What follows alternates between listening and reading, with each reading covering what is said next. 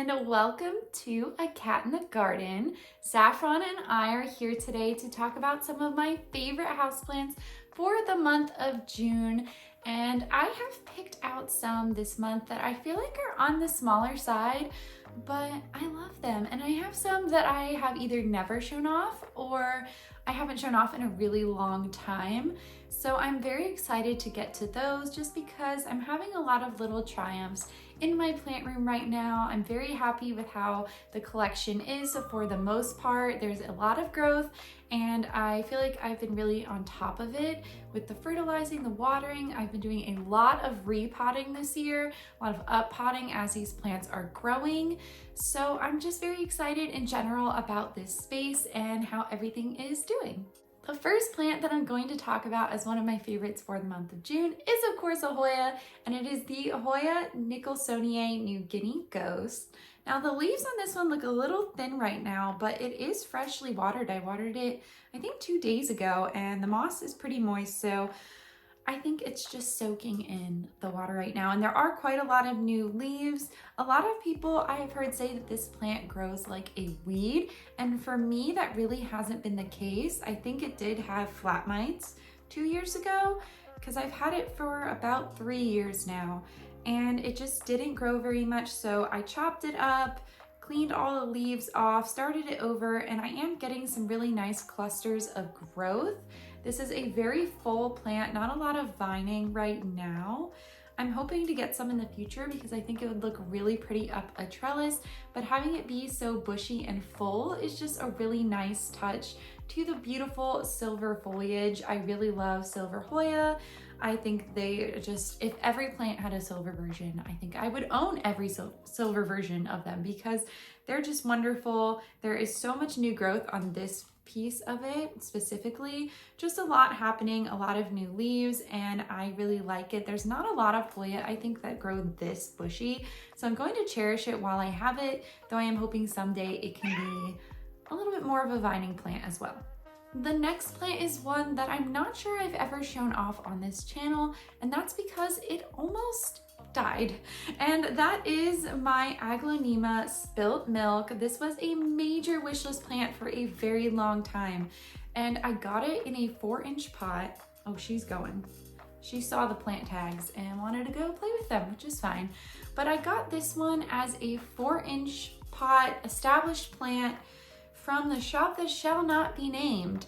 This was the only non-Hoya I ever got from them, and it was a really good price at the time, so I figured I would pull the trigger and buy it. Unfortunately, like all of the other plants I got from them, it took a turn for the worse almost immediately. It had so much root rot, and I was only able to save this little stick, basically, of plant right here, and it was alive, so I threw it in my prop box and just waited to see what would happen.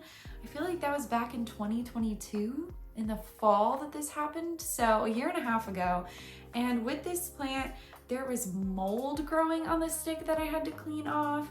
There was like some rot I was dealing with, and eventually it put out this leaf, and then several months later put out this one. So I have graduated it out of the prop box and into one of my Target greenhouses because they have slightly lower humidity, doesn't have as tight of a seal as the prop boxes that I have.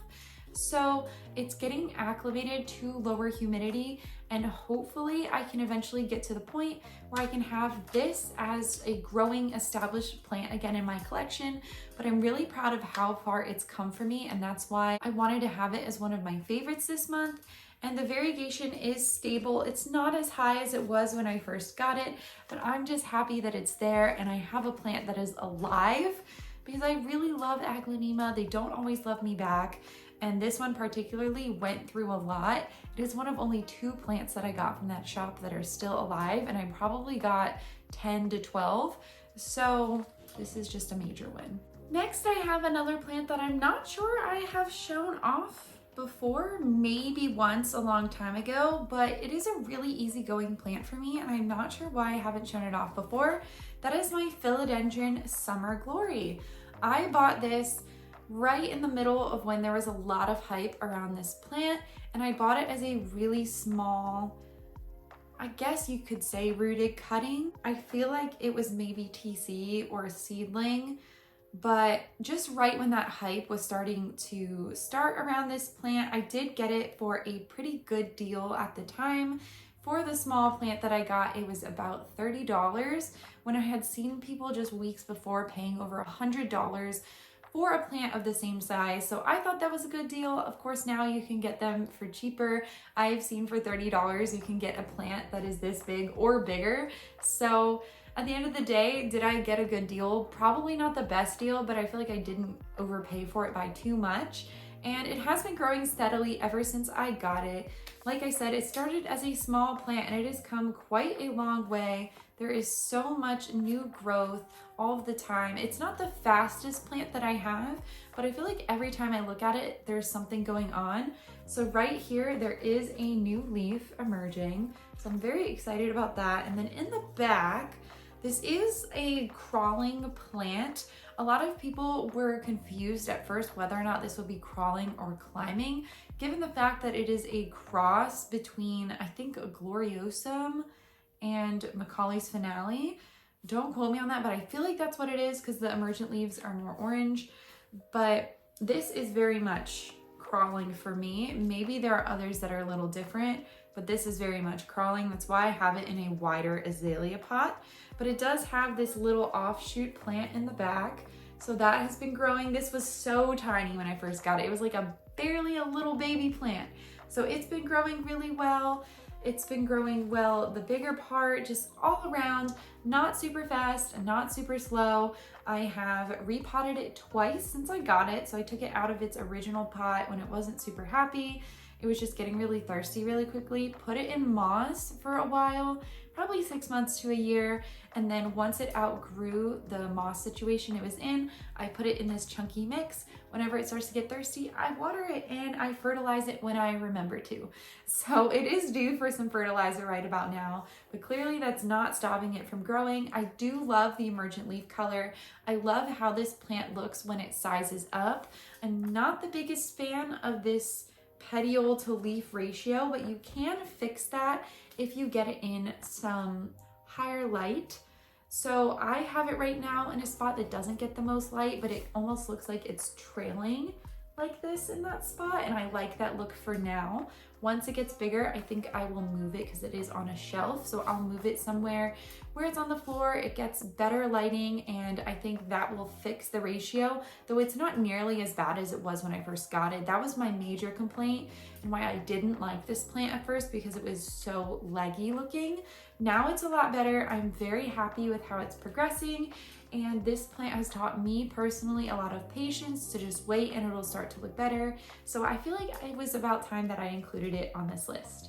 I feel like I wouldn't be doing a houseplant favorites list at this point if it didn't include an anthurium. So I decided to choose one that I didn't pay attention to for a while, but has come back from the dead, and that is my Magnificum Pap Hybrid. I thought this plant was done for. When I showed off my entire anthurium collection a few months ago, this plant looked dead. It had one leaf and it was crispy and dying off and like very limp. And I was like, all right, I'm gonna water it one more time, see what happens, but I feel like it's dead. Well, it firmed up. I ended up losing the leaf, but it got very firm and it put out what looked like an emergent leaf. So I kept watering it. I made sure to stay more on top of it because this had proven to be one of my more difficult anthurium. And it rewarded me kindly because this leaf is really beautiful. It has a little bit of damage right here, but overall it looks really nice. I'm not gonna complain because there's no browning or anything. The roots are also looking really good, nice and green and healthy. It almost reminds me of orchid roots, where when you water an orchid, the roots will turn green. So I'm just very happy with how this plant is progressing. I do think I might actually be in a position, given how much it has rooted and how well, to repot this soon. I think maybe in a couple more months it'll be ready for a repot, and I'm very happy about that. I was so scared of anthurium when I first got into houseplants. I was scared of anthurium and Hoya, and now they're my two favorite types of plants in my collection. I think they're a lot easier than people give them credit for, especially Anthurium. They can be really scary given that they have velvet leaves, and velvet philodendron aren't always the easiest plants. But once you kind of understand that they really just like more frequent watering than some of our other houseplants, they're pretty easy to understand. So I'm very happy with this. I feel like I had to include it because it's doing so well, and it really is a pretty plant. This is the only Pap hybrid I have in my collection currently, and it really looks different than all of my silver vein anthuriums that I have right now. Eventually, I would like to get more that look more like this, but for now, I'm very happy with this one that I have, and I'm just very happy I was able to rehab it, because anytime you're able to rehab a plant, it just feels like a really nice win, and I think that we should just celebrate those little wins. Finally, I feel like I'm saving the best for last today, and that is going to be my Hoya Snowquea, also known as XQ Silver. So this plant, it is starting to harden off now, but the new leaf was a very bright purple when it was emerging, and I didn't know that this plant had purple emergent leaves. It was gorgeous. I did take some photos and put them on my Instagram while it was growing, but I was checking on this plant every single day. It just had me that captivated. I love how silver it is. Like I said about the New Guinea Ghost, if every single Hoya could have a silver version, that would be great. Any plant, really, any of those plants up there, if they all had a pure silver version, I would be chasing after it because I love silver plants. This one is just like the perfect amount of silver with little bits of dark green splash, kind of freckled in. It's been growing somewhat steadily. You know, it's putting out one leaf at a time, but I did get it as a single node, single leaf cutting. So I feel like it's come a long way in just a few months. I'm waiting until the vine is a little longer to fully attach it to this ring plant stake I have here. I just think that they'll look really good together. So I put the iridescent one in here preemptively. It's not currently attached. I'm hoping to attach it soon. I'm just really scared that I'm gonna stop the growth if I attach it too soon. I really wanna have a long enough vine to attach. And like I have mentioned before, if you attach something too close to the active growth, it's going to kill off the actively growing vine and stop your growth altogether. So I am waiting. I'm waiting for the right moment. I'm hoping it'll happen soon because this is a steadier growing plant. But I really just wanted to show off this new leaf because it's just really pretty. And I hope you can kind of imagine how purple it was, because there's still a little bit of purple on it here, but it was striking. So now that I know that about this plant, I'm gonna endorse it even more as a wonderful Hoya to own. But either way, like, it's still really gorgeous with emergent leaf or not. I'm really glad that I went on a whim and purchased it, but I was very pleasantly surprised.